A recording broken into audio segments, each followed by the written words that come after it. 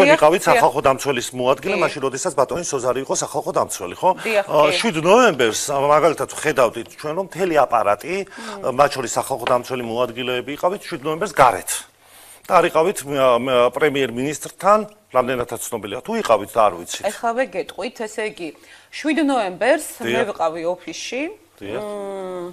როდესაც ხო, სანამ დარბევა დაიწყებოდა ოფისში, იმიტომ რომ კოორდინაციის ამბო ვისად მიდიოდა როგორ. ნუ თქვენ თანამშრომლები გარეთ იყვნენ და სახალხო დამცველი ცემეს. ამასობაში სანამ ცემდნენ, ამასობაში გავრცელდა ინფორმაცია, რომ რამდენიმე ლიდერი დაიჭირეს და აკავეს და ვერსად ვერ პოულობდით და დაიწყეს ზებნა ჩემმა თანამშრომლებმა.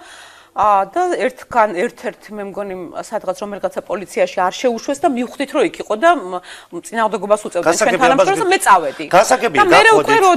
არ იყავით პრემიერ-მინისტრთან, არ იყავით შინაგან საქმეთა მინისტრთან და აი თქვენი ლიდერი როდესაც იყო თქვა შინაგან საქმეთა მინისტრი, ახლა და უშუალოდ კითხვას რომ რა უნდა და სახალხო დამცველი ლომჯარია რატომ იყო თქვენთან კაბინეტშიო, პარლამენტშიო და რატომ იყო თქვენ ხომ არ იცით რა ხდებოდა იმ კაბინეტში როდესაც ლომჯარია და ბატონი გახარია იყო 20 ივნის ერთად.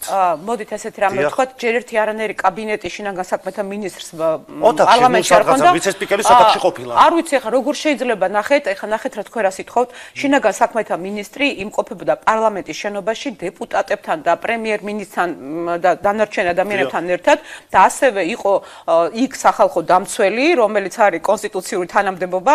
ეს სახალხო დამცველი ამოცნების მიერ იყო არჩეული იმ ადამიანების მიერ, ვინც არის. ანუ აი რაღაცა ძალიან უცნაური ამბავია. შინაგან საქმეთა მინისტრი ვინ ეკითხება რატომ იყო იქ სახალხო დამცველი? ერთ ოთახში ყოფილან და რა ხდებოდა? ერთ ოთახში ყოფილან და ესე ყვებით რომ სადღაც ბრე ოთახში შეკეთილები იყვნენ. ვიცე-სპიკერის მე დაგვიზუსტეთ სოფო. ვიცე-სპიკერის ოთახში იყო საქართველოს შინაგან საქმეთა მაშინდელი მინისტრი, მაშინდელი სახალხო დამცველი, როდესაც არა დეპუტატებიო, კონკრეტულად რომელი დეპუტატი იყო მე ამას ვსწორებ. ხო, ზარმაც ხო მე იქ ყოფილიყავიო, მეც იქ ვიყავიო. ხო და კონკრეტულად ვინ იყო თქვენი მინისტრი ვერ იხსენებს, მაშინდელი მინისტრი ვერ იხსენებს. და მე როგორ ხო მაგრამ აი თქვენ სახალხო დამცველის მოადგილე იყავით და ამას გეკითხებით თქვენ იმ დროს აი ან სხვა მომენტში სპეცოპერაცია როცა მიმდინარეობს სახალხო დამცველი და შინაგან საქმეთა მინისტრი ერთად რას უნდა აკეთებდნენ ამას გეკითხებით აი ეხლა თქვენ თუ გავიგეთ ერთი წუთით ერთად რას უნდა აკეთებდეთ ისე რა შეიძლება დაგეგმოს რა ხდებოდა ნუ ვეძებთ კატას ბნეოთაში, როცა ის იქ არ არის. არის ესე იგი ძიმე ვითარება, ხო გახსოვთ როგორ მე იმ ღამეს გავჭაღარავდი. აი გულწრფელად ვაპარაკობ, მართლა ფიზიკურად გავჭაღარავდი იმ ღამეს.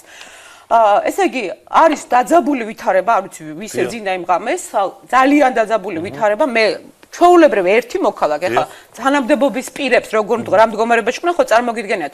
ხედავთ რომ პარლამენტში ხდება რაღაცა იქ რაღაცა მოკლედ დიდი ალიაქოთი აქვს ნაცმოძრაობის წარმომადგენლებს ხო გახსოვთ ისიც როგორ ხთიც რო უქნევდა ის ვინ იყო სამადაშვილი და გახსოვთ ხო ეს რა აი ეს ასეთი ვითარება არის იქ არიან ოპოზიციის წარმომადგენლებიც როგორც მე ვიცი შენობაში და ასევე არის მთავრობა და მხედრობა ხო ეგეთი ამბავია და იქ რატომ იყო სახალხო დამცველი რომელსაც აი ყოფნის უფლება ჰქონდა ეს მას კითხეთ ერთი თუ თქვენ გინდათ მკითხოთ და შევაფასო ნინო ლომჯარიას როგორც სახალხო დამცველი საქმიანობა მე ეს მაშინ მაქვს ნათქვამი როცა სახალხო დამცველი იყო ის არ იყო ჩემთვის ის სახალხო დამცველი რომლითაც მე ვიამაყებდი როგორც ერთ-ერთი მოქალაქე და უამრავი კონკრეტული მიზეზი მქონდა ამისთვის მაგრამ არანაირი კავშირში არის იმ შენობაში ვინ შეუშვა რატო შეუშვა სახალხო დამცველს აქვს უფლება შევიდეს ყველგან ნებისმიერ ადმინისტრაციულ კაბინეტში ნებისმიერ შენობაში თხოვდა რამეს ბატონ გახარიას ამას გეკითხებით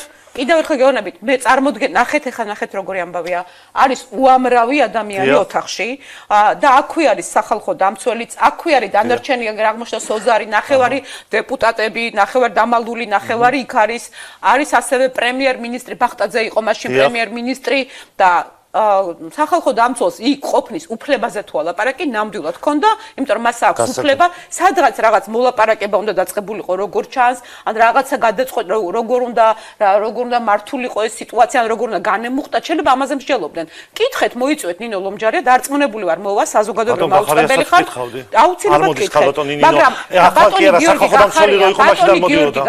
ბატონი გიორგი გახარია, როგორც შინაგან საქმეთა მინისტრი, ვერაფრით ვერ იქნებოდა პასუხისგებელი იმას როგორ სად და როდის შევიდოდა სახალხო დამცველი